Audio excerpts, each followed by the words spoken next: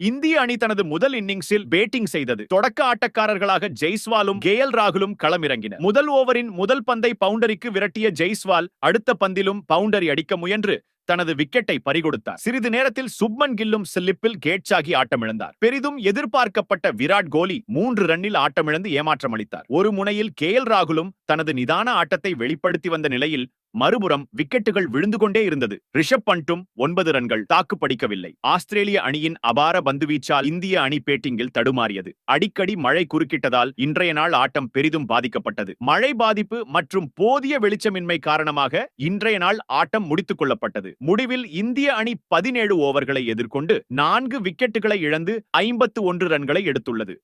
ராகுல் 33 ரன்களுடனும் captain Rohit Sharma run ஏதும் எடுக்காமலும் களத்தில் உள்ளனர். இந்திய அணி ஆஸ்திரேலியாவை விட 394 ரன்கள் பின் தங்கியுள்ளது. இன்னும் 2 நாட்கள் எஞ்சியுள்ள நிலையில் இந்தியா அணியின் விக்கெட்டை விரைவில் கைப்பற்றி சூழலை தனக்கு சாதகமாக பயன்படுத்திக் கொள்ள ஆஸ்திரேலியா முயற்சிக்கும். அதே சமயம் இந்திய அணிக்கு வெற்றி வாய்ப்பு மிகவும் குறைவாகவே உள்ளதால் போட்டியை டிரா நோக்கி கொண்டு செல்ல இந்திய அணி முயற்சி. இதனால் நாளை நடைபெறும் 4வது நாள் ஆட்டத்தில் விறுவிறுப்புக்கு பஞ்சம் இருக்காது.